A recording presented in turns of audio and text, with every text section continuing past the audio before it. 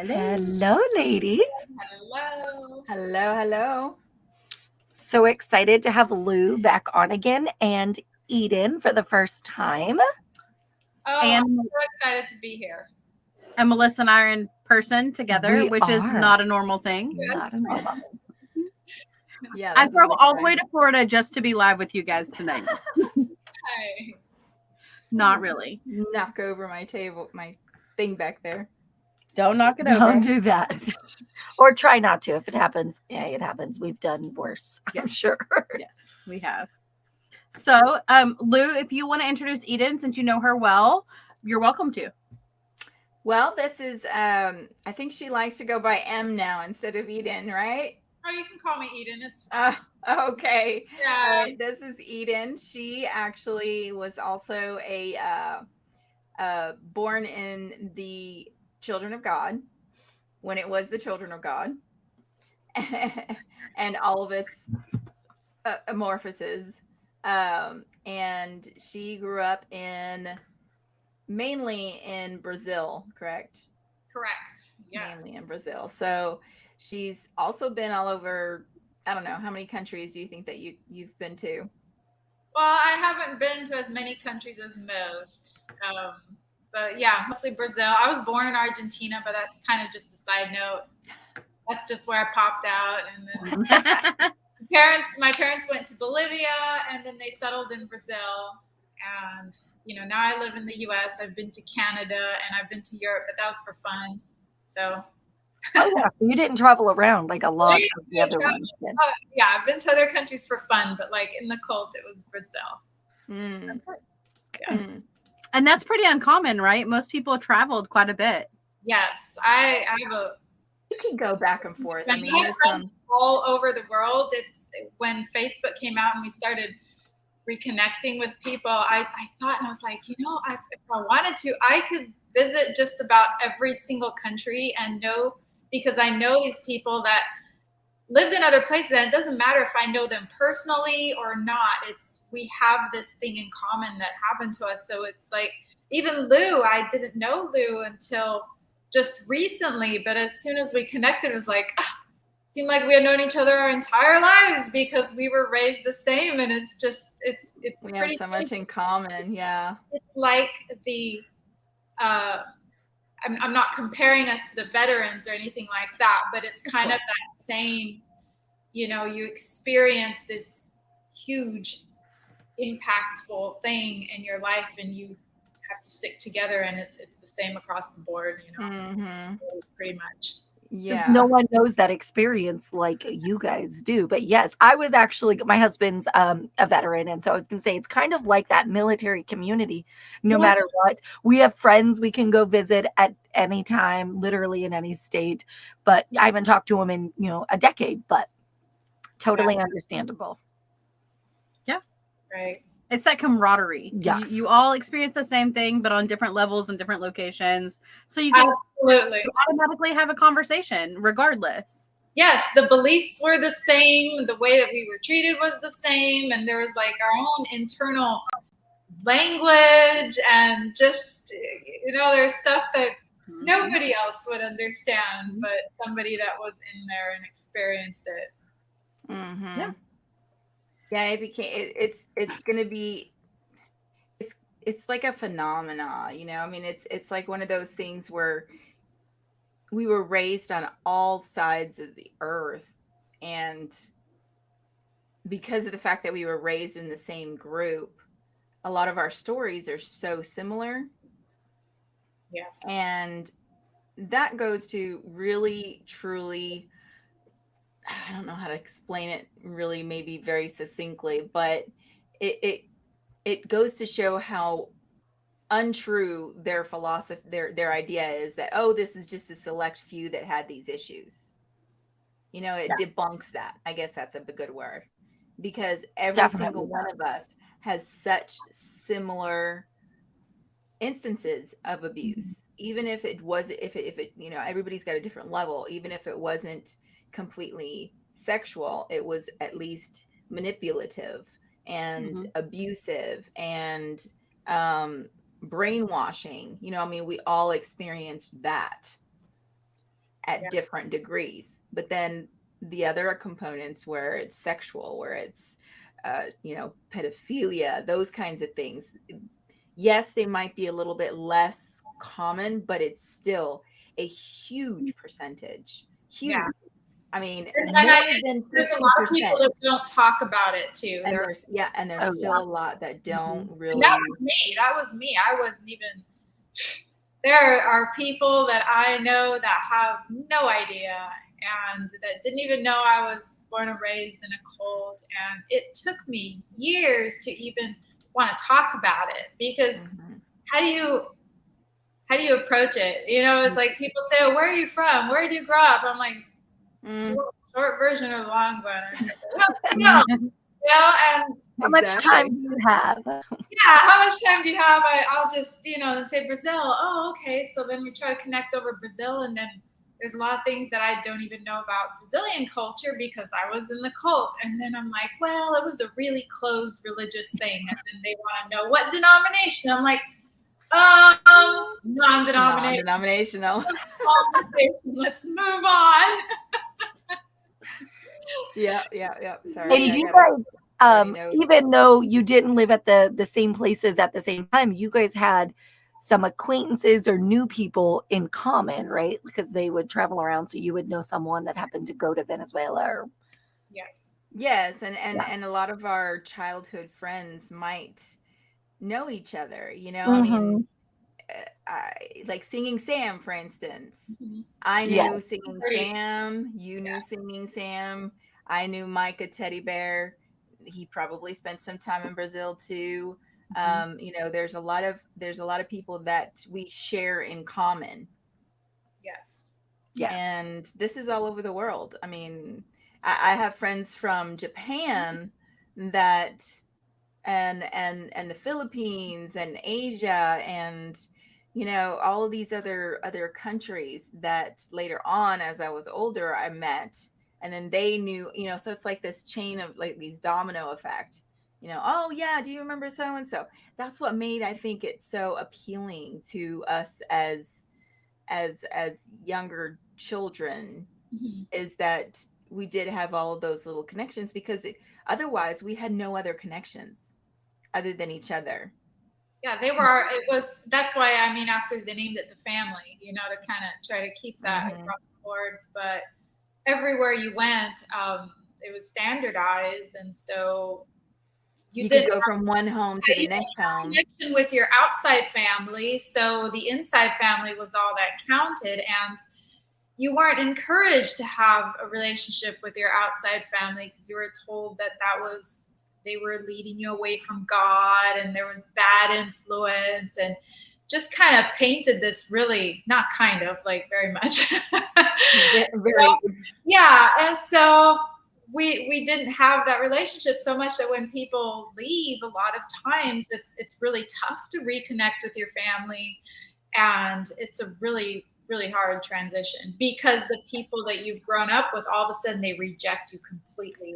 Right. That's what I was about to say, is that if you were born in the cult, like this was my mindset, you were born in there, it's because you were destined. This was what you were destined to do. And it was your calling. It's your calling. You are the only pure ones that were born chosen. You there. So, this is your calling, and you dare not question, you dare not turn your back on God, because you will be punished if you even think about it. That's kind of the mindset. So and when you do question it, when you do say that you don't want to be in this group and you do wind up leaving, then then you're persona non grata and nobody can talk to you. You're off. You're basically cut off. We cut you off. If I was still in the family, then they are, they don't exist anymore. Yeah. They basically no support system on the outside. So it's very difficult to leave. I mean, even if you wanted to or had the funds, which, of course you didn't, because all the money you're making is going back into the family. So very no difficult. resources. Yeah, and it became, and I mean, just one prime example is River Phoenix. I mean, he was he was in Venezuela. I was born in Venezuela, and my parents, they lived in the same home for many, many years with them. And then when they went to Puerto Rico, they lived in Puerto Rico as well for a little while. And then, people always ask me, well, did you guys stay in touch? And I'm like, no, you didn't do that. Yeah. I mean, when he left, and that was it. He did not communicate with anybody from the family ever again. Did his Unfortunately. parents leave as well, or was it just him or his siblings? No, his whole family left. Yeah, Oh, his his whole whole family. Okay. family left the United States. And then, he went, I think if I remember correctly, he went to Miami and he started auditioning, or he just randomly auditioned for something there and got a small part, and then got a second part, was doing extra stuff to help support his family because they were kicked out of the family. Yeah, Actually, it's tough because when people leave, they have a really hard time adjusting a lot of the time. And unfortunately, this has led to lots of suicides, Yes. People having really a tough time. But then the cult also uses that to say, see what happens to people that leave. They've left God. Yes, as a prime example of how not to backslide. Going to happen to you too. If you leave, you're going to go down the wrong path, and you're going to be an open target to the devil, and all this bad stuff is going to happen to you. So it's really, the scare tactic is. I was like, that's scary, like Yes, crazy scary. And if that's the only thing you've ever been taught, the only thing you've ever known, it's definitely oh, it's terrifying. Terrifying. Yeah, very much. Yeah, and we both left at different times. I left twice. I left when I was 16, and then I left when I was 20. I got back in when I was 18, and then I left again when I was almost 21. Yeah. With me, my story is a little bit different. I was struggling with a lot of the doctrine at the time. This was back in around 2000, a little bit after, I think 2002, 2003. And the more I studied the doctrine to give it in Bible studies, the more I had questions, and it just didn't feel right. Like, it was like, this does not compute, So I tried to fight it a lot. I wrote leadership back and forth, and nothing would change. And then finally I was like, well, maybe I just need to go and start my own home or my own commune, right? With my own group of people that we kind of want to do some music and do something different. And so I went and did that. And then right after I rented the house, the people that were my team, they decided to back out because the cult went through some changes. And so that was was kind of frowned upon, what we were going to try to do. And so I was kind of left on my own. And that cut me off because I wasn't going to move back into the commune that I was in. And then I was by myself. So I was like, okay, what am I going to do now? And so I tried to kind of serve God as much as I could at the time. And it just wasn't working. Like, I had to get a job. I had to do all this stuff. And eventually, man, my life was just nuts at that point. And you wind up, and unfortunately, that's one of those things that you wind up kind of I don't want to say forgetting, because we never really forget, but you wind up divorcing yourself from the whole thing. Yeah. Like, you don't want to have anything to do with the family or the doctrines or the people that you grew up with. You wind up just focusing on surviving. It was totally just focused on survival. I had to put money on the table. I mean, put food on the table, find a way to make money. And that's hard to do. It's hard to survive. me off. Everybody cut me off. They're like, oh, she made her choice, you know, she's a bad person now. And it was like a pick your poison thing because I didn't want to go back, but then also I was kind of stranded. And I recently read the book, the Sex Cult Nun.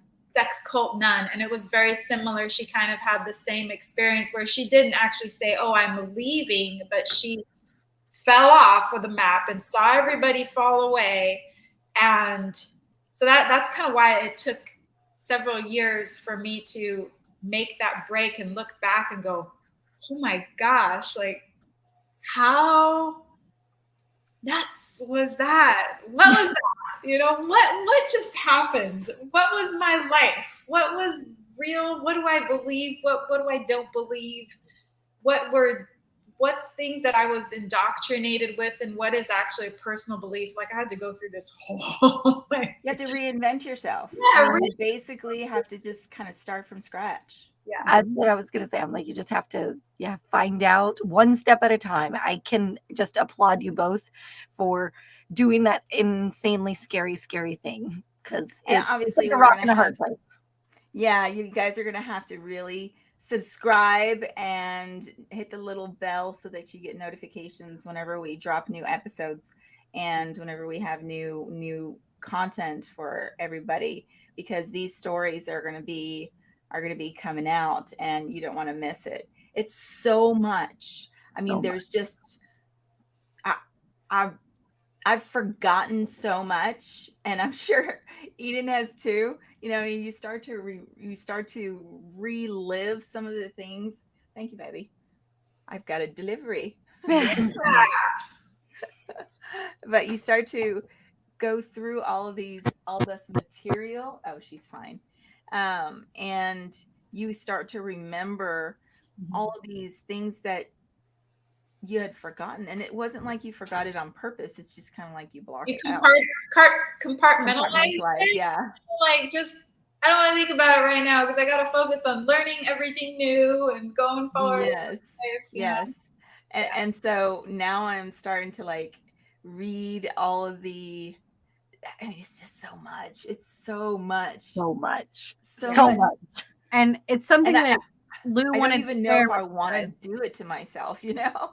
Yeah. Sometimes I'm like, why am I doing this to myself? But it's necessary, you know, because we can't forget. We really shouldn't forget. And it's healing too. We have to go through it to be able to heal from this stuff, heal our psyche, and just all these experiences. And I'm so grateful to know that there's people that are, you know, Lou doing that podcast, and you ladies too with your podcast, because I feel like more and more the world needs this. You know, there's so much behavior out in the world nowadays too that's resembling the grooming that you know we went through as kids, and just a lot of the mindset and the non-questioning, the accepting things at face. It's just like there's so much brainwashing, and that's what happened to me, and probably Lou too. You know, 2020 hit and all this stuff, and I was like, wow, I'm seeing the world go through this stuff, and I'm like, I didn't leave one cult to become a part of another one, you know? Like, no. This feels oddly familiar. Yeah, exactly. And you know, I was having, I don't know if you guys got into it, but I go into spurts where, like, right now I'm watching all that the court TV stuff on that woman that killed her husband. And so I go into these phases, and I did a huge like phase with JD and Amber and everything, you know, like watching all the court cases and watching all the commentary. And it is just so difficult as a victim. I don't even want to say a victim because I don't really consider, I don't know, it's kind of hard to explain, but everything that she was doing to him was kind of like what they were doing to us in a very weird way, you know? So the way that she would act as a victim and the way that I'm seeing other people in these interviews interact with me as a victim, and it's doesn't even come close. It's like I don't believe anything, and it makes it so and it makes me angry. It Yeah. makes me angry to to know that there's somebody out there that's doing this, Mhm. and that's basically diminishing everybody else's victimhood. I guess that's a good way of putting it, making us feel um like our pain is not going to be listened to. And I think that that's a really important thing for a lot of the survivors of this cult, is that we're here to listen, and we need to listen, because otherwise we're gonna cycle into madness. This world is just going to go mad, Mhm. because it's just going to continue on and continue on. And that's kind of what we had hoped to provide, is that we had hoped to Ginger. provide a safe place for you to share your story in a judgment-free zone. If you don't want to share your name, you don't share your name. And that's our whole purpose, is to allow you the therapeutic process of sharing what happened to you. And we hope that we can provide that safe space for everyone. Yeah. And awareness is everything. Like, just letting people know that this is possible. Like, people do control you this way, and this cult is actually still up and running. Mhm. So it's also on the That's the terrifying part. terrifying.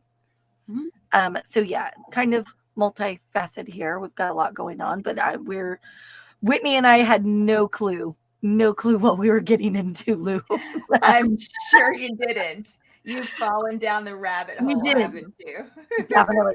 We wouldn't have it any other way, because this is what we love to do, just help those that have a story to tell. So It's wonderful. It is a lot, and it can get consuming. So we definitely have to take some breaks here every once in a while. But there is just so much that we want to hear.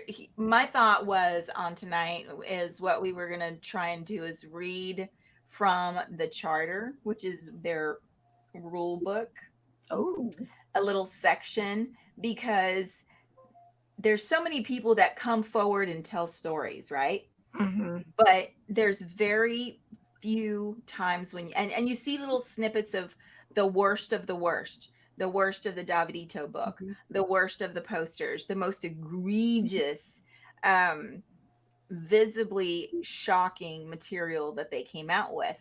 But there's more. There's so much more that's just as bad. And so if we read with our viewers a bit of it, and we can, and Eden or any other visitor in the future too can help us explain how these rules came about, how this story unfold, what's the right word, how the story unfolded. Why the charter even came out, because there was stuff about that I didn't even know, that the charter was a result of a lawsuit. Oh, Mhm. Yeah, but it was put together by a bunch of lawyers to basically shield leadership from taking From getting sued. Mm-hmm. Yeah.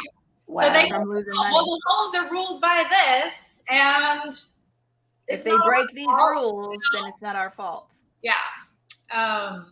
So that's pretty sad. I wanted to interject real quick that for anybody out there that's thinking of coming forward and talking, that I read a quote that was super significant earlier today. It said the biggest thing that we can do for humanity is to heal ourselves.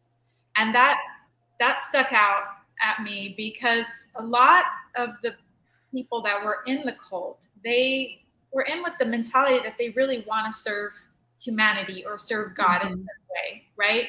And so they feel like the only way to do this is to continue in this thing, right? But healing ourselves from our experiences is the best thing we can do, because if we're better people, then we can go be better people to the people in our lives, and so on and so on and so on. So exactly.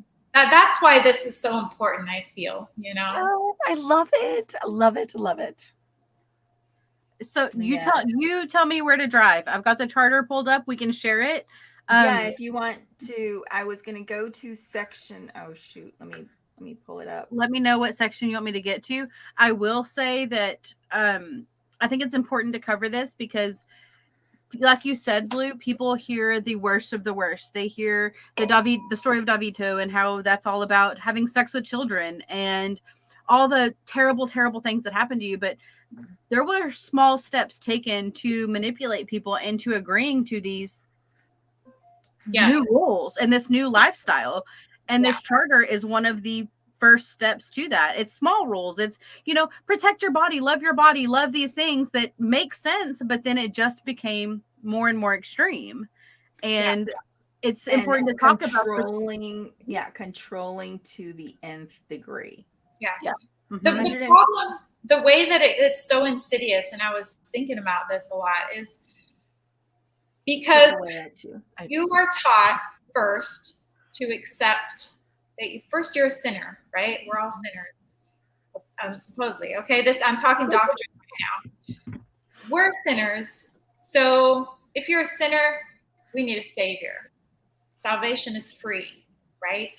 Salvation is free. But what's so weird is that now you belong to God. So is it free or is it not free?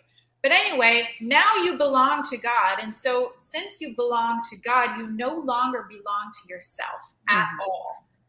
You belong to the collective. You belong listening to what God says and the interpretation of the leader of the Bible. That's just how it works. And so over time, that is just so insidious because it encourages people to not take responsibility for themselves and to just not have boundaries at all. Precisely. You're grown up, just like you don't belong to yourself.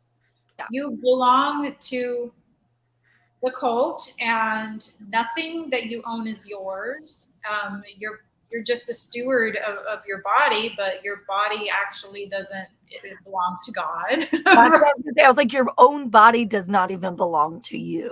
Like, no, it doesn't. And whoever say that it does, or you resist, or you're not being. Then you're selfish. Special. You're selfish.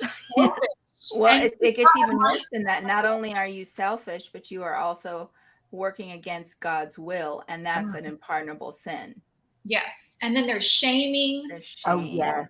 There's guilt. There's discipline. Yeah, there's all kinds of and this charter outlines all of that. Outlines even the discipline that you might be subject to if you do not follow XYZ. Yeah. So yeah, I was faced with situations in our. So when we say home, we mean a commune. Yes. Yes. Okay. That's a good distinction. All over the world, it's not just one cult that is in one location. There's a network of them everywhere. And there was many in different areas. So, like for instance, in Colombia, there was six different homes. I don't know how many there was in Brazil, but there was 6 homes in Colombia at the height of the 80s. But a home isn't one family. That could be 30, 40, 50 people in one house.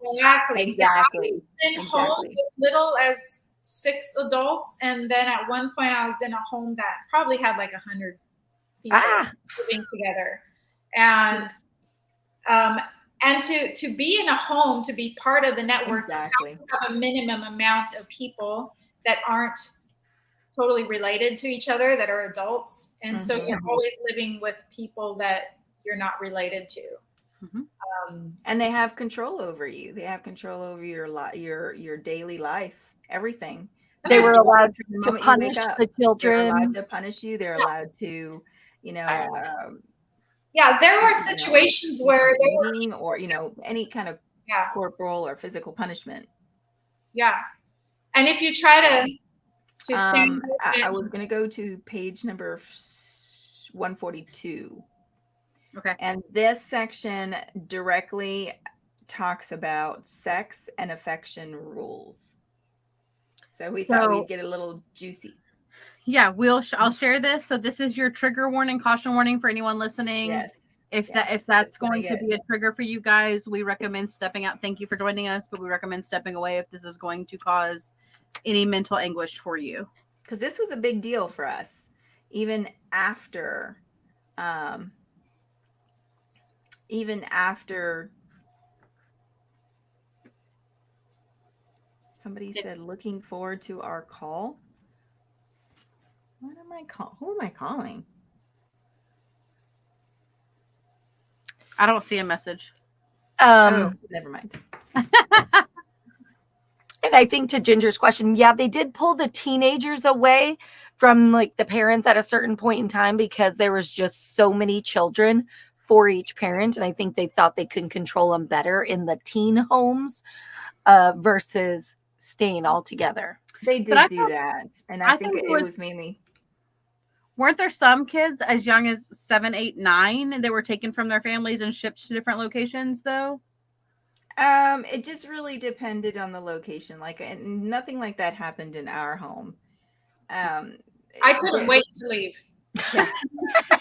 I couldn't wait. I couldn't go to the teen home to be away, you know, and then I moved to the teen home when I was 12, and I never lived with my parents after that.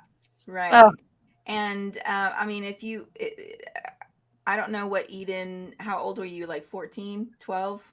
When 14? I moved to teen home, I was 12, yeah. Okay. So there were people, I didn't actually move into a teen home situation until I was 13. But there was other people that were closer up on the chain of the leadership that, so for instance, we had a really large group of girls. I think there was like maybe 5 or 6 girls that were considered child brides of the cult leader. And they were as young as 4 and 5 and 6 years old when they got sent to his home to marry grandpa. So they would stay there with him. Yes. Oh. They had like a whole. The further up in the structure, the closer you got to leadership, the more secretive it was, and the worse it got. Those children definitely have, I mean, just horrors and horrors that we will never fully understand. And they'll never see the justice that they deserve, that they so very, very significantly need. Is this the page you were wanting? Yes. Okay. So did you want, do we want to just do like a paragraph each, and then we can interject and kind of talk about it a little bit? Mm-hmm. Yep. Yeah. This is y'all's show. You run it. Yeah. I'll read it. A paragraph, whatever you want me to do. Just let me know. So we could just go like round robin, do a paragraph, and then we can talk about the paragraph. I'll start. All right, you go. All right. The law of love is governing principles for an adult sexual interaction. The basic tenet of the law of love in respect to sexual interaction is that the actions are agreed upon by all the parties involved, and precautions are taken so others are not hurt by their activities. So that makes sense. Okay. Number 1, members may only engage in sexual interaction that is mutually agreed upon by the partners and their mates or significant others, and is permitted for their age group. However, what's their age group? That's the question. It gets completely explicit, I promise you. All right. So the law of love, this was a big thing. The law of love was like the most important law within the group. Like David. Which sounds beautiful, right? It sounds amazing. Yes. Right? It's so the dark side. Yeah, it's so that's why whenever this Amber Heard shit, I keep flashing back to the interview that she did where she says that she still loves Johnny and that, you know, that she will always love Johnny. And I'm like, why do they use the word love? It is so I'm gonna curse. Is that okay? Yes. Cursey words so good. Okay. What we're talking about is not great, so just throw it out there. They put that word out there, and it loses complete meaning when it doesn't mean love. Yes. You know, like true love. Like truly, like the love that you have for your parent or the love that you have for your child, that's unconditional, that's you will kill somebody if anybody hurts this person for you, from, Mhm. that's love to me. Like that kind of love is not this kind of love, and it's not the kind of love that she says that she has. And it makes me mad when they use that word, because that's not love. Yeah. Love is giving everything to the person that you love, including your life if necessary, And not hurting them in and not any hurting way. them in Yeah. any way. So The way whenever they we hear, the way they justified this was, there's a scripture in the Bible that says, um, the golden rule, yeah, against love there is no law. I think it's something like in Galatians or something. Um, Against such there is no law. It's talking about love.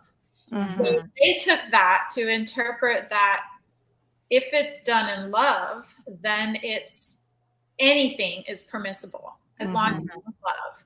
it was But Galatians their 5:23. interpretation of love is where that gets screwy, because love, if you don't have a boundary, and it's like, love is giving yourself without, Completely without reservations. yeah.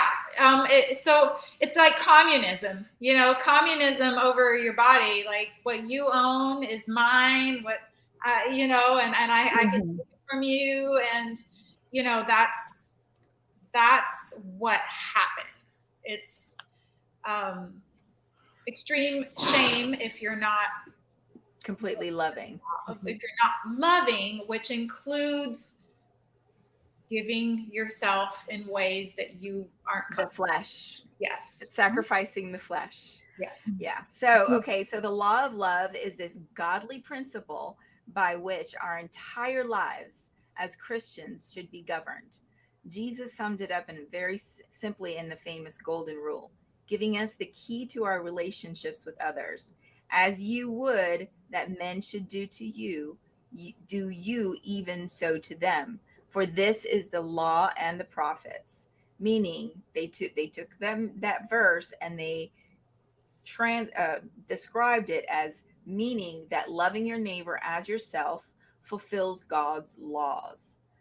Ideally, this loving principle should guide all of our actions with others. In and of itself, that paragraph is awesome. It's beautiful. It's Mhm. beautiful. It's utopia. You read that and you say, oh, well, this can't possibly be bad. And we're talking about loving people to the point where you treat them as you would want to be treated. You know, And you this is how people join, because yeah, it sounds so beautiful. yeah, If it sounded horrible, like, you're going to be taken advantage of and all this stuff, nobody would ever join. mm-hmm. That's an element of, this is so almost too good to be true. Well, yeah, it is. I mean, And that's you were we even teach saying that it.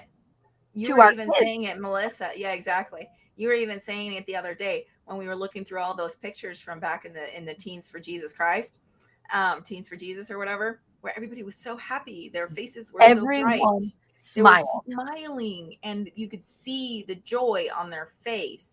And I was like, yeah, That that's was how at the it beginning. started. Yeah. Yeah, that's what it was supposed to be. And it went, and this, okay, so this charter actually didn't come out until the 90s. So that, just to put a little bit of perspective on the time frame, the Mhm. group was started in the 60s, and probably even a little bit before that, because he was starting to gather these teens for Yeah. Christ back in the early 60s, but it didn't actually become an organized religion until Okay. 68. Mhm. So, and then the charter didn't actually come out until 1995, after there was a lot of persecution. So there was a lot of things that happened between then. So now it's you, Eden. Oh, where are you at? One aspect of, yeah, Okay. One aspect of the law of love that sets us apart from other churches is the freedom that we have to practice the law of love in our sexual interactions between consenting adults. The that's where it sexual started. Yeah, the sexual freedoms the Lord has entrusted us with are a beautiful and fruitful part of our faith. Having the opportunity to share sexually within our homes brings about a special level of unity and love. Okay, so we just have to interject. At this point, when the charter came out, people were no longer allowed to have relations with anybody that was not a member of the cult. Yeah. Very secluded, very So selective. it flipped from using sex to bring new members into the cult to now, as long as you're in the cult, pretty much anything goes. And there's nothing outside either. So anyway, anybody that was in the family or in the cult, they had to accept this as being okay. And that from giving your own body to giving your spouse or whatever. Like there was no no consent. Right. I mean, and on number 1, it says only engage in sexual interaction that is mutually agreed upon by the partners and their mates. But they would gaslight you into believing that you had to do it. So you gave consent, but they gave permission, but they also gave there was no other choice. You either did it or you were. You either accept this when it comes out, like you accepted the charter. If you were still in a cult home, it's because you agreed to this. They made you sign this, actually. That was already understood that if you were there, you agreed to this. And so if you all of a sudden decided to not agree to it at some level, that's shaming. Heavily shaming. There's no like, oh, it's okay. No, because it's one of their fundamental rules. The golden rule. That's what they believe is how you practice your faith and your love for God and your love for each other, was having these, it extended beyond just the family unit, and it extended to other members. And that's where it just gets so insidious. And keep in mind too, we're not children at this point, Yes. So we are already in our late teens. I was born in 76, and so were you, Eden. So by the time that this came out, I was 19. Yeah. I was already an adult. I already had a child by then too. So, I was allowed to engage in this activity. Yes. And it just opens the door to so much. That's such a horrible sentence, isn't it? I was allowed to engage in this activity. Yeah, well, it just opens the door to so much shit on a deep level, like within relationships, within families. It's just a mess, just a royal mess. Yeah. All right, Melissa, have fun with that next one. Oh no, it's Whitney's turn. Do you want me to read it all? Read it. Sharing sexually is a delicate matter since it deals with our emotions and the emotions of others. Because of this, the law of love also governs our sexual freedoms to ensure that others will not be hurt and that we will not be guilty of purposely or unwittingly hurting others. These, quote, sex and affection rules, end quote, are designed to help us live within the boundaries of the law of love. That was put in there just to cover their ass. Yes, because there was no boundaries. You guys, like, parents had to literally give their children, which in my mind, I mean, I love my husband, but I would give my husband before I would give my children to these people. Yes. Yeah. Sorry, Chris. I love you. I mean, that's all I see whenever, I don't know. Do you interpret that any differently, Eden? Yeah, well, no, that's just how it was. And, they say, oh, but it was all consensual and all this stuff. I know for a fact, like even when we were out there evangelizing and there were people that were supporting us, people, outside members, right? These aren't people that are cult members. These are people that are giving to us thinking that we're doing this great work of God, right? I'm saying we as if I'm still in the cult. So It's hard. It's hard. I'm telling you. I Yeah. do the same yeah, so thing. the conversation about these people would be, well, are they good prospective members? Oh no, they would never go for the law of love. Like they're too stuck up for that. Like there was just a huge stigma for people that wouldn't fall for it. And Well, by what I mean by this was just covering their asses. They're trying to say that we don't want to hurt anybody. So Yeah. if anybody's going to be hurt, then don't participate. And that's why I say it was just a cover your ass paragraph.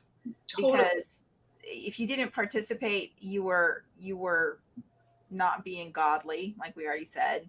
You know, you weren't loving, and you weren't following the golden rule. yeah. Over the last few weeks of listening to a lot of David Berg's sermons, one in particular was, if you're not willing to be naked in front of other people, that's like the grandest thing of humility that you can do. And that's what you need to do, is set your own insecurities or thoughts aside, because it's God. So you should just be free to be naked with whoever.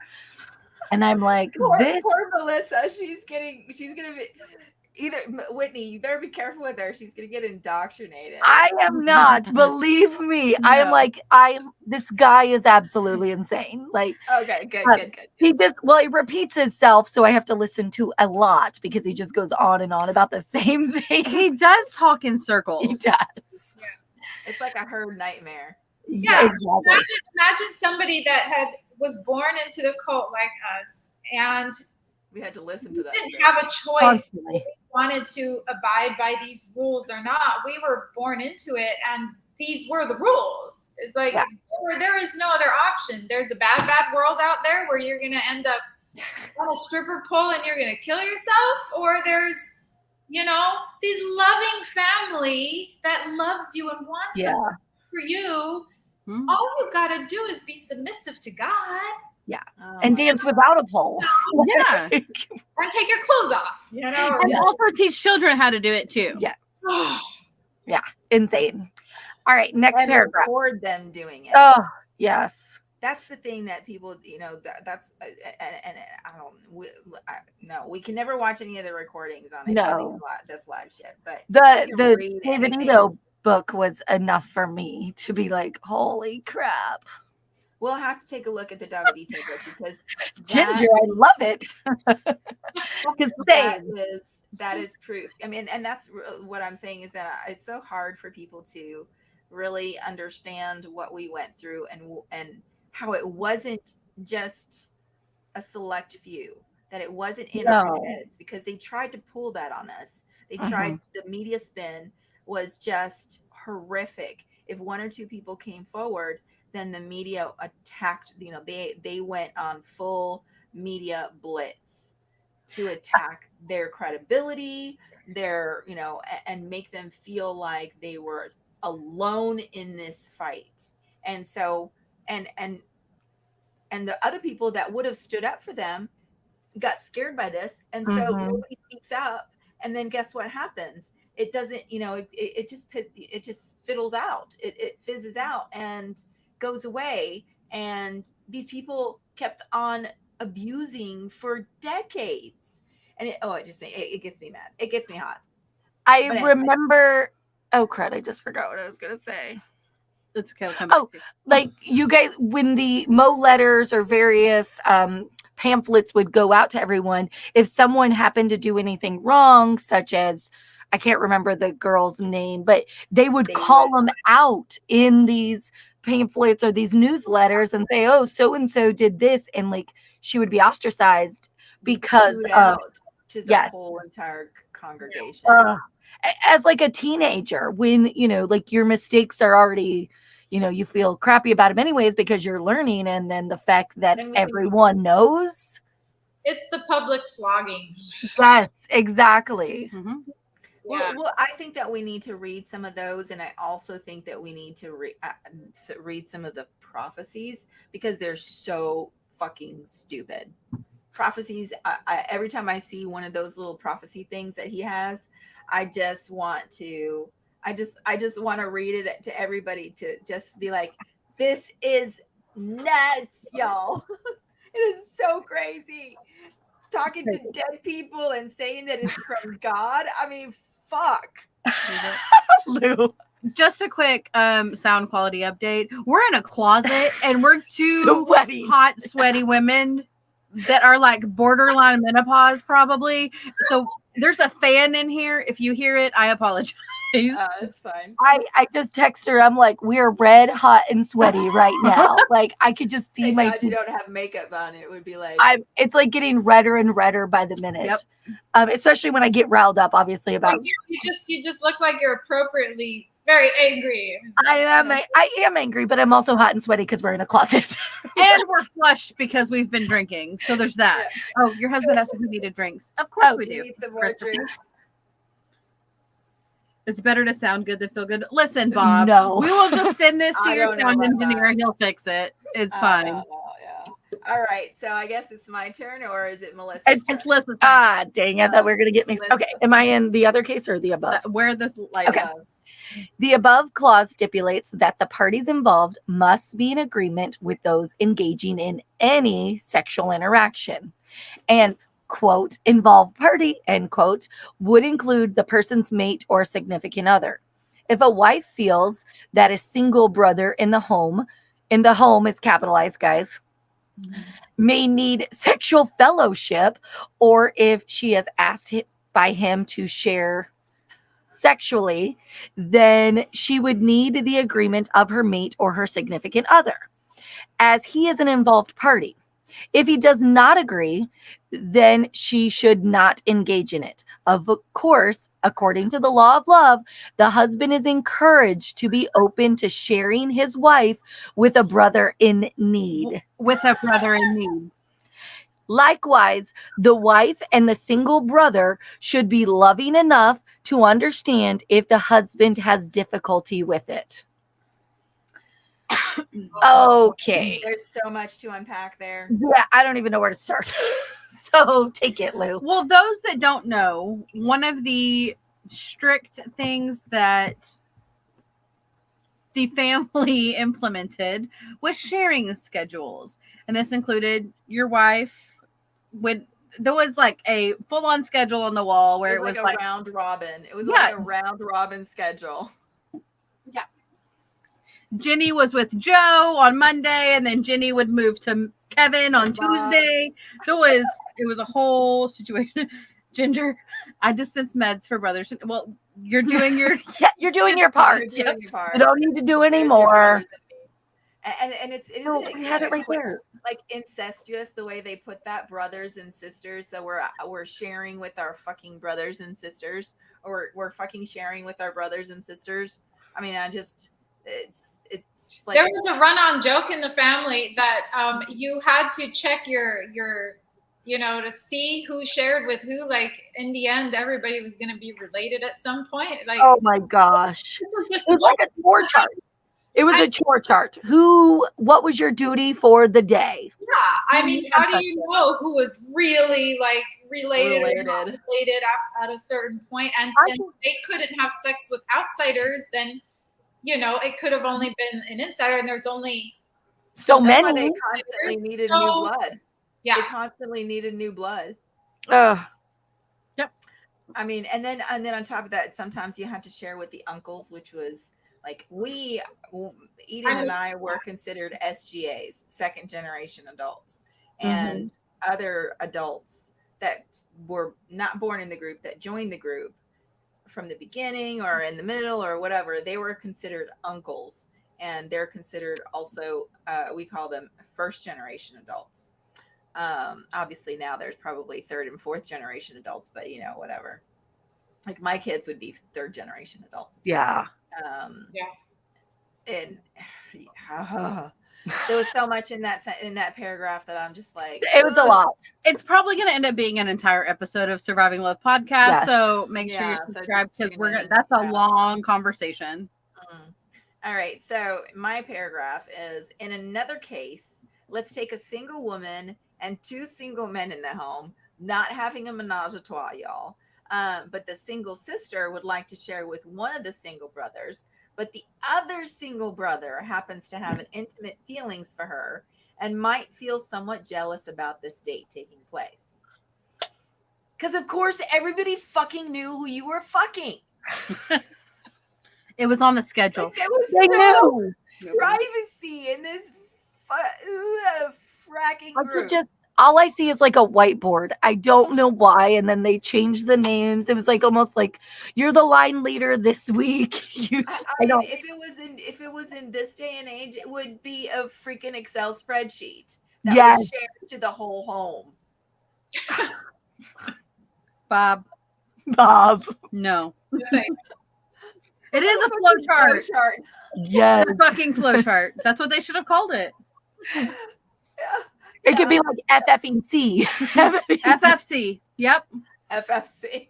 Yeah, well, I remember at the teen home they had the schedule for teens, and they didn't specifically say, you know, what was supposed to happen, but you know, it was called the word dates, where you were supposed to read the Bible together. Yes, but it wasn't really supposed to be about sleeping. You know, a guy and a girl, and if you didn't want to be on that word date, then that was not being loving. You know, loving. And I remember going on some of those and being like, I was so holy. I wanted to read my Bible. Like, please just read. You know, the biggest Mo letter book and be like, we have some work to do. Yeah, exactly. Yeah, like you're so engrossed in that chapter. Psalms was off the chart. It went off the chart. You had to read it word for word. Well, okay, so in this case, however, the single woman does not need to get his consent or agreement. Oh, how nice. Because he is not an involved party, and he has no say over what she does because he's not her mate. Nor are they, nice word, nor are they in a long-term or serious relationship. And therefore, he does not need to be consulted. So basically, you can hurt somebody's feelings in that case. That's fine. Well, that's nice that they because, let us do that. Good God. It's like, well, first of all, we go back to the fact that they can just like rape them for free. Like, no big deal. It's fine. It's fine. Well, I want to share with you, but I want to share with you. And even though I know you have a crush on me, I'm not going to tell you that I don't need your permission to share with him. Zero, Bob. Zero. I'm like, I mean, yes, I don't know a lot of religions, haven't studied them quite as much as I have the children of God. Right.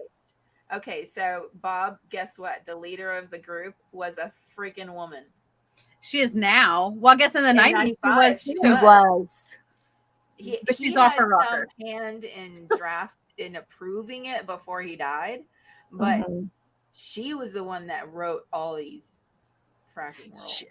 For the fact of what she did to her own son, I'm like, she is a piece of garbage. I really feel like we shouldn't count her as a woman in our group. I don't think she deserves that title. All right, there you go, Eden. Wow. I know, right? I'm just like, oh, so many flashbacks now. Oh God, sorry. Yeah, that's why I'm kind of like, it's good. It's got to heal. Okay. Where we at? Keep chugging. However? Yep. Okay. However, you'll notice that the second part of the above clause states that precautions must be taken so that others are not hurt by the activity. In this scenario, if the single woman and the single man are planning to have a date, by the way, was just another word for sex, okay? Okay. No, I didn't learn that. When I left, after I left and people wanted to go on dates, I was like, nope. Terrified. Terrifying. Because to me, a date meant, Yes. Yeah. And on the outside, they're like, I'm so sorry, Eden, you don't want dinner? Yeah. Like, yeah, dinner is good. Everything else is no. No, it was a huge aha moment when I realized, oh my God, a date doesn't mean You have to sleep. I believe hurt is very different Yeah. with the people that wrote this document. Because you could just pray about it and get over it. Yep. And here again, just to reiterate, this is what's sad is this document came out in the 90s. There was 30 plus years that had no rules. Yeah. Mhm. And this is very evasive rules. Like it's not, I don't know. And It's these are very Invasive. kind rules compared to what they had to live with. Yeah. Right. So, okay, in this scenario, if the single woman and the single man are planning to have a date, they should be considerate of the single brother who has feelings for the girl and try as much as possible to not hurt him. So don't stick it in his nose. Yeah. We need to do all we can to avoid hurting others. Of course, sometimes people are hurt regardless of how lovingly we try to do things or the precautions we attempt to take. Let's go back to the married couple spoken of before. The wife is planning to share with the single brother. Planning. Share meaning sleep with. And though the husband gave his agreement, it's still possible that the husband might be hurt.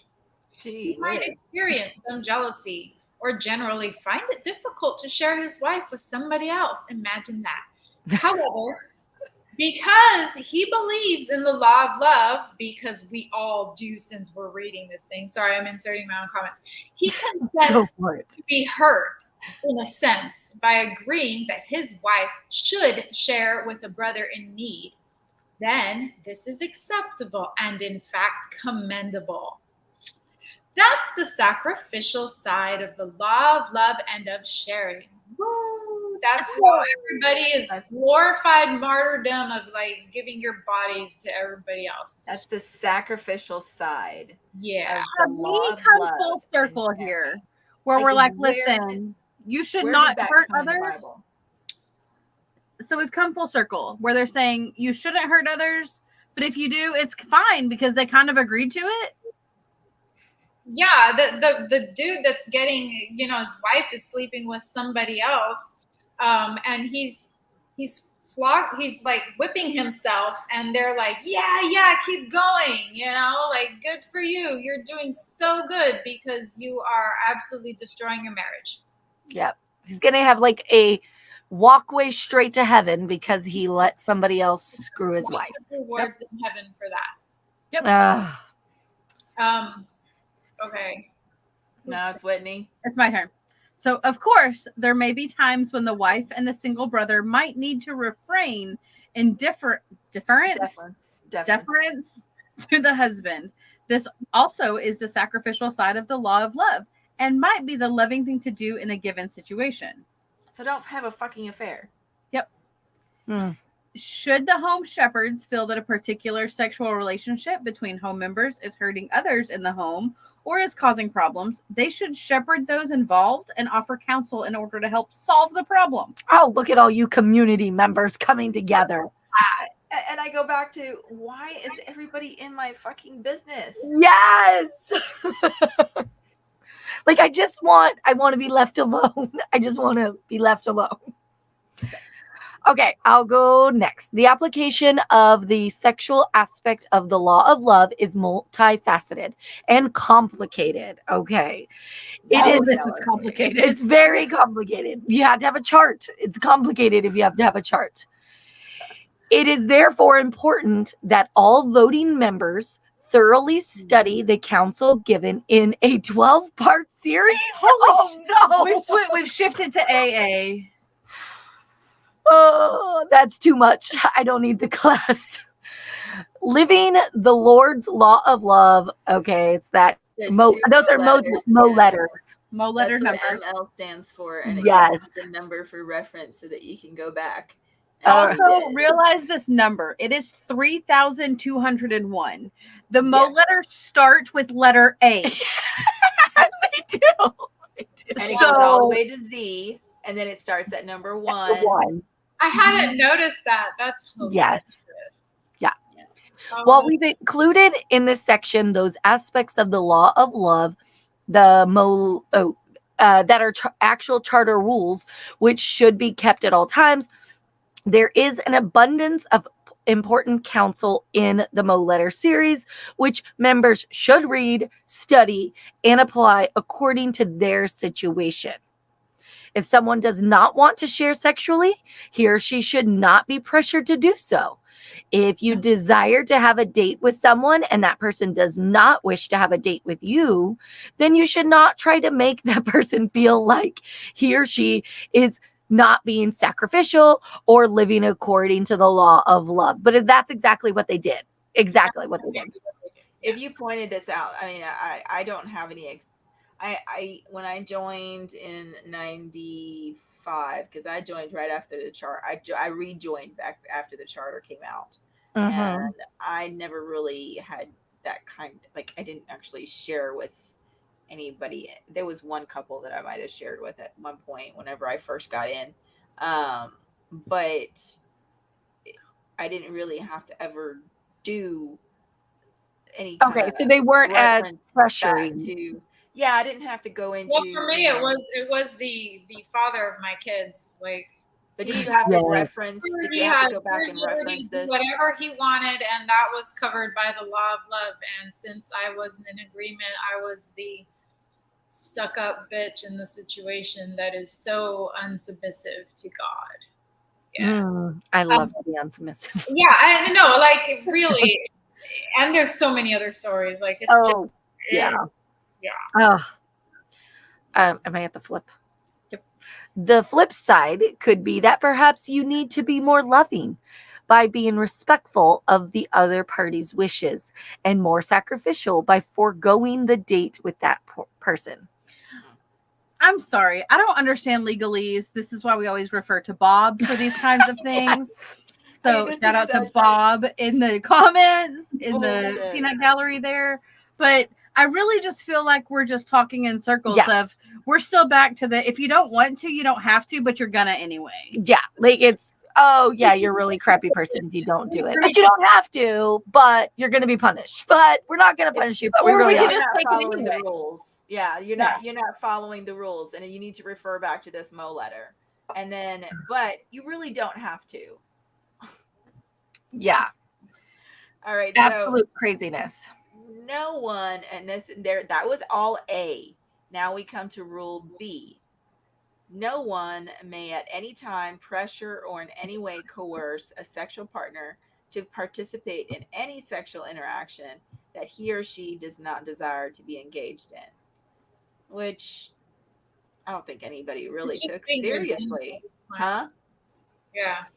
As explained earlier, sexual interaction may occur only if all parties are consenting. This covers the needs for both the partners to feel comfortable and in agreement with the type of sexual interaction they will engage in together. Members should not engage. Number one, there's a codicil to this thing. Members should not engage in sexual intercourse unless both parties and their mates, I guess this was added on later on, have discussed and agreed to do so beforehand, as outlined in Living with the Lord's Law of Love, Part 4, another Mo letter. It's just, it boggles my mind that you would actually have to be this explicit about something as personal and private as what you do in the privacy of your own bed. Yeah, well, there's no privacy. There's no privacy. There's no privacy. Yeah. Well, that's why you're in your bed with 15 people. I mean, plus there's no privacy. And that they had to get this explicit about it. I mean, that's the thing that I never really quite understand. Yes, I don't think there's another read all of this, and you had to sign the document. Yeah, I don't think there is a. Well, I was saying, I don't know if there's an. I haven't obviously that you had to sign. Yeah. So to answer her question, somebody asked if they expected us to read all this. Yes, we would take a holiday, like a holiday in normal world's terms, which was a 3 to 5 day period out of every year where the only thing people would do was read through this. And by the time you were done, it was like, if you finished, you agreed to it again, and okay, we're keep going. Yeah, you had to like renew your vows. Yeah, it's like renewing your vows every year. Yeah. At the end of it, did you have to like sign, I have read and understand the rules? Yes, it was like a little contract at the end of the booklet. Yeah. And this was only made because lawyers, I mean, I think they were going to send them to or lock them up or something. I'm not quite sure, but it was a child custody case, and it was in UK, and the judge asked the group, well, do you guys have your, rules handbook or a charter of membership rules? And the group said no, and he was like, well, you best be getting one. Because otherwise you're going to keep on having these cases where, people are going to come forward with abuse allegations. And if you don't have set rules that are kind of like the Catholic Church, where they, outlaw it, or I don't know what's the right word, where they don't condone it, then you're going to They be can be held liable. liable. They can be held liable, and parents could lose their children, and so forth and so on. Yeah, this whole thing was a liability. Like, Yeah. it's just a liability thing. That's all it was. How many and the lawyers for the church, for the group, actually got together with lawyers for the Scientology, and got counseled by the Scientology attorneys on what it is that you needed to do in order to stay above scrutiny for tax purposes and other purposes. Protect them. Protect their assets, because it was becoming an issue back in the 90s. Anyway, all right. So is it me or is it? It's Eden. No, Eden. I thought she just yeah, I read the part 4. So C is you, baby girl. It's C? Yeah. All right, okay. A family disciple single man has a mandatory responsibility towards any family disciple single woman he impregnates. Notice they say single woman, right? He impregnates regardless of the circumstances that brought about the pregnancy, in accordance with the 20-month minimum responsibility guidelines. What the shit? I have so much to say about this. I have questions. Finish the paragraph first, and then I'll give you. Okay. The Lord says in Living the Lord's Law of Love, Part 6, no letter number, blah, blah, that when a child results from the lovemaking of two single people, in most cases, it is his will that the mother and father marry. However, if after having sought and heard from the Lord in prophecy, and having received confirming prophecies from others, they are not sure they should marry, or feel that it is not the Lord's will to marry, the man will be responsible to fulfill a mandatory minimum 20-month responsibility to the mother and child. The man will be responsible to help care for the mother physically, emotionally, and spiritually throughout her entire pregnancy, and then help to care for her and the baby until he or she is 1 year old, unless the mother specifically releases the father of this responsibility. 1 year. Do they know how long we have to take care of the kid? Forever. Amazing they are. It's 20 months. Look at that. Oh, but now here's the thing. When at past that, if you are seeking child support or you are seeking legal assistance of any kind, you're kicked out. You're not supposed to, because it's not, we abide by the Lord's rules, and leadership rules override anything.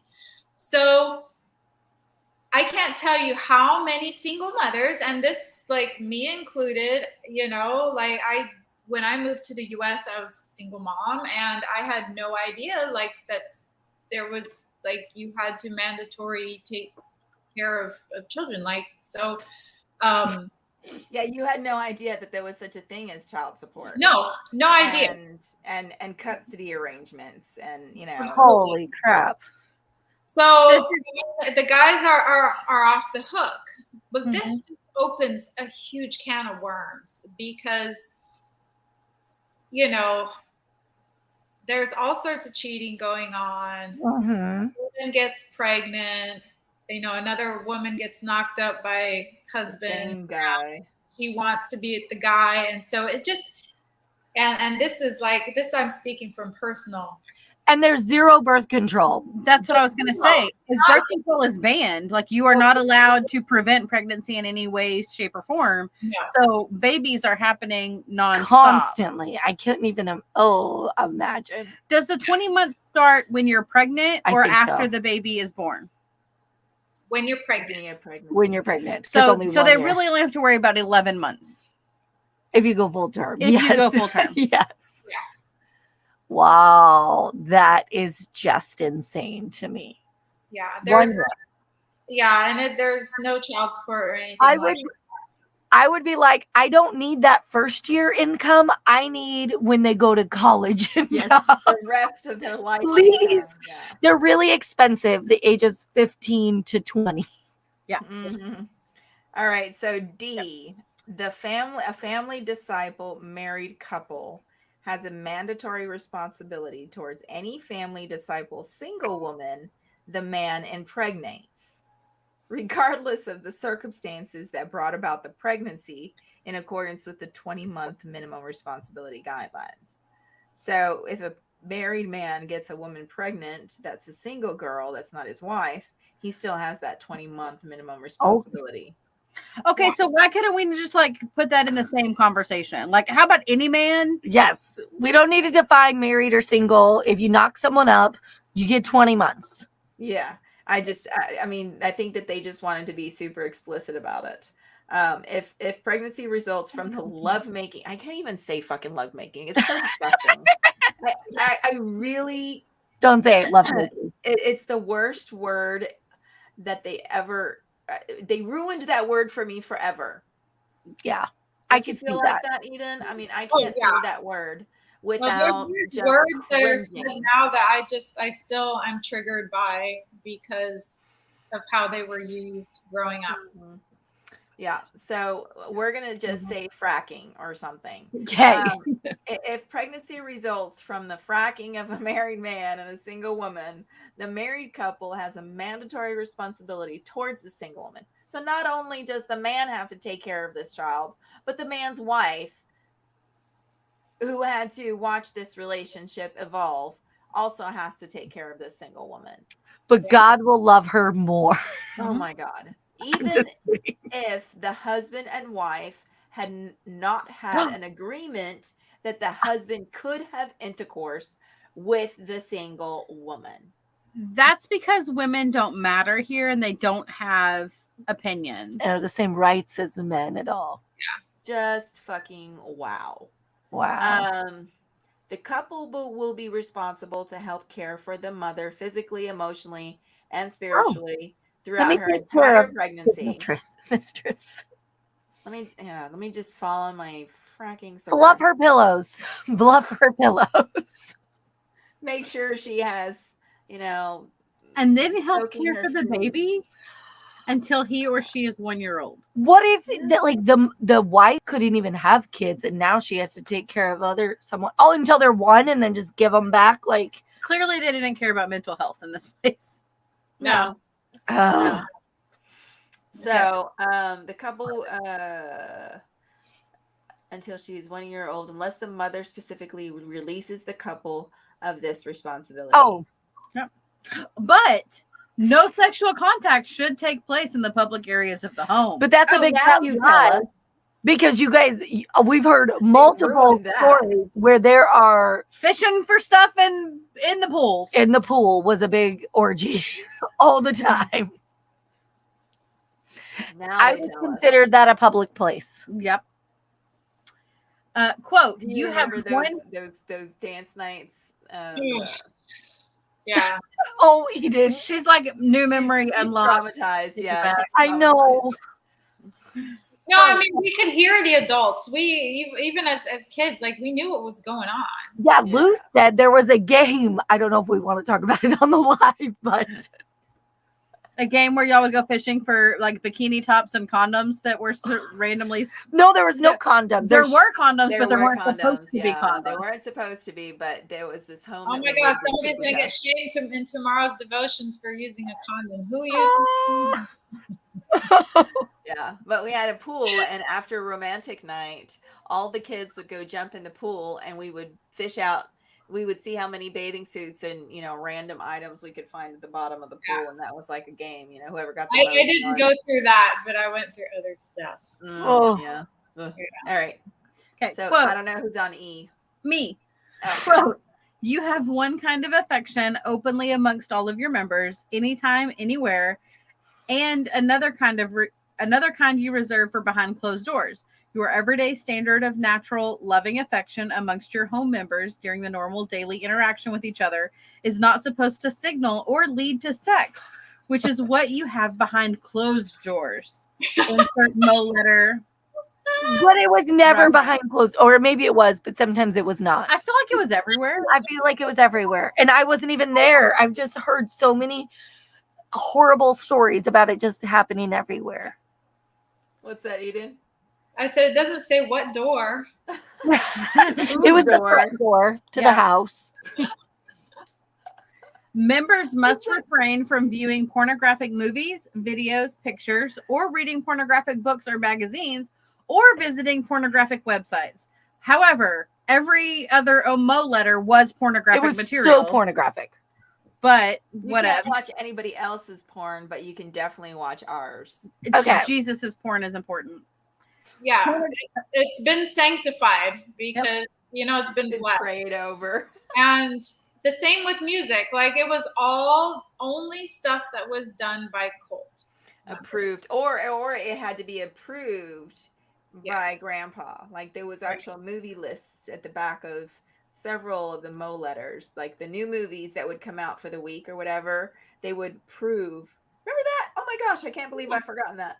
Adult only AO. Yeah, they would do adult only GP or, I can't remember all the acronyms or whatever, but every time there was new releases of movies, they would review the movies first and then they would approve it. And then they would even put in there little excerpts of parts of the movies that we couldn't watch. Yeah. Oh, they would. Points to powwow. You have to pause it and then have a powwow. Yeah. That ruined the movie. I know. During the movie, because it's important that we brainwash people thoroughly so that they're learning what we think they need to learn that this part means, Yeah, I think that. So pornographic movie. Daughter. Oh, sure.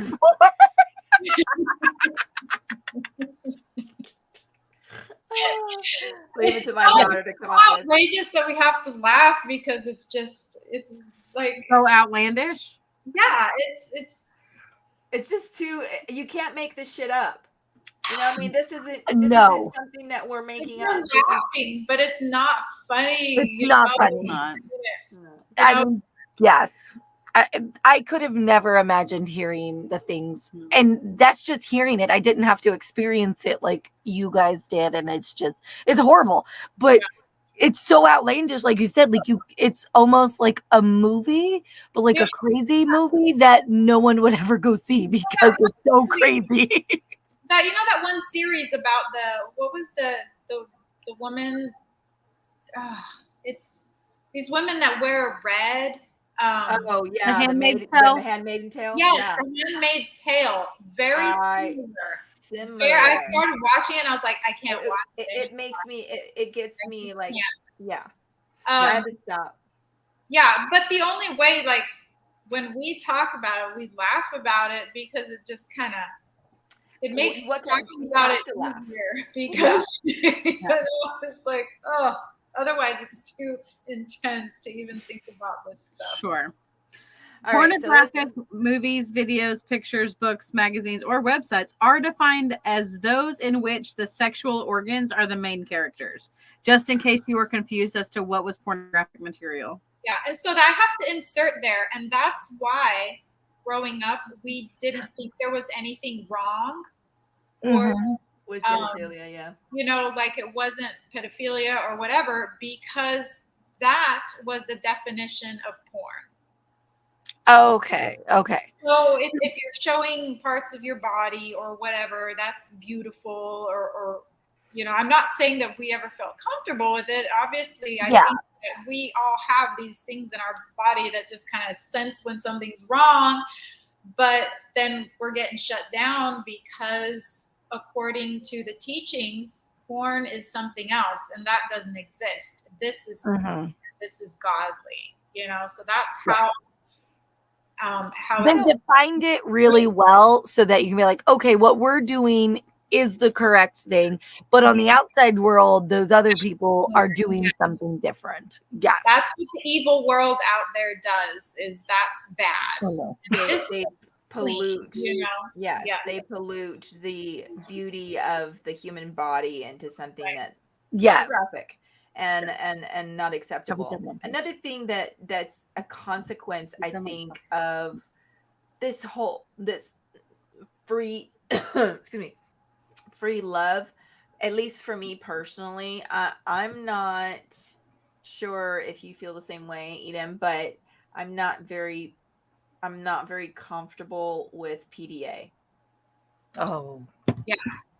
I'm not very comfortable with PDA displayed to, from my partners. Like if I was sitting on the couch with my husband or with my boyfriend or whatever, and we were snuggling, and one of my kids came in, or one of the, somebody came to the door or whatever, I would immediately separate and be my own person. No, I have that same reaction. And the same thing with public, like going out in public, if it's more than just a simple touch, or maybe holding hands or something like that, then I have a problem with. I just can't. I just don't feel comfortable, and it gets even a little bit more as I've gotten older. It's gotten a little bit worse, and maybe it's because of age too. I don't know. It's kind of hard to kind of pinpoint, but in the movies, sex scenes don't make me comfortable. I kind of go, I revert back to a 5-year-old where I'm like, I can't see that. That's ugly, kind of thing. I mean, that's what you were taught your whole childhood, that type of thing was. No. Oh, no. It's the opposite. Like, it was so blatant in our face that I think it just kind of made it uncomfortable. Yeah. Like, as a child, I don't remember ever really truly being comfortable around it. Yeah. Even though we saw it all the time. I don't know. Does that make sense? Like, yeah. When I first got out, obviously when you're 16, 17, 18 years old and you're seeing sex on the scene, sex on scenes and stuff like that, it's exciting and it's fun, and it's not something that you really are disgusted by. But as I've gotten older, it's just made me more uncomfortable. I don't really feel like it doesn't explain anything better of the story to have a sex scene. Yeah. You could kiss and then be done with it, and I'm fine. Yeah, gotcha. You don't have to, don't have to have a fracking scene. Well, we're going to procreate. Yes, we have to have that for something. Yeah. We're like 30 minutes over, but this was so good. I don't know what we plan on doing next time, but if we're going to start here next week if you want. And kind of pick up from here. How many more pages does this one section have? It has 3 more pages. It has a lot more. Yes. Oh. So I was like, it's a lot to digest. But I love it. Endless stories, even from. It's we talk about wine drinking. Okay, we'll talk about that next week as well. Yeah. Look at, you can have 12 ounces of wine. I'm out. I've already left the cult. Sorry, guys. Cult Crimes and Cabernet would not be invited. Nope. No, they would. Well, first of all, we have 2 names that they don't like in there, Colts and Cabernet. So they would say no to us. Yeah, we've already failed the test. Yes. But thank you both for coming on, chatting with us. It was a good conversation, kind of opening up about the children of God, how absolute insane it was for both of you in it. And I don't even know. Like, I'm just so proud of you both. Like, it's weird, but I'm just like, I just want to hug you right now, and I know we can't. It's so liberating to be able to talk about it after so many years of, just having this compartmentalized and then Exactly. Bring finally it back. Yeah, just having it in the back of your head, but yeah. And so like this has been quite a journey for me, and so I'm thankful. Thank you for having me on here, and thank you for doing this and providing this platform to people. I hope more people yeah, and I don't want anybody to feel like we're, you know, and for sitting people up out here there and mocking. too, watch out for cult mentality. You know, anybody Yes. that says don't question, this is of God, like that's immediately red flag. You know, like ask questions always. Yeah.